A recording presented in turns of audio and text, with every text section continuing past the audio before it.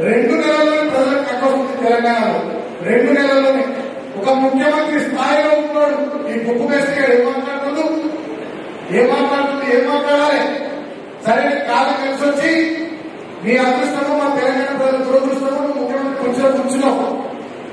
గతంలో చిల్లరగా లెక్క, పోటీగా లెక్క, అవగాహన లెక్క మాట్లాడిన నువ్వు ఇవాళ నువ్వు కూర్చున్న స్థాయి, పదవిని బట్టి, దానికి ఉన్నటువంటి విలువను బట్టి పద్ధతిగా మాట్లాడాలి. ఒక ఉద్యమ నాయకుడు, ప్రాణాన్ని పరంగా పెట్టి తెలంగాణ తెచ్చిన నాయకుడు, 10 సంవత్సరాలు తెచ్చిన తెలంగాణ బ్రహ్మాండంగా అభివృద్ధి చేసిన నాయకుడు కేసీఆర్ గారిని పట్టుకుని రంగాన్ని మాట్లాడుతున్నాడు. మీరు రంగాడు, హౌలే గారు, భాగం గారు, దేవి కుమార్ గారు, రేవంత్ రెడ్డి గారు, ఈ చెంతల కొడుకులు ఈ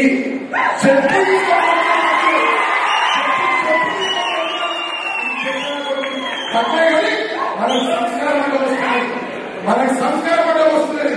బిడ్డ పునర్కాలు రేవంత్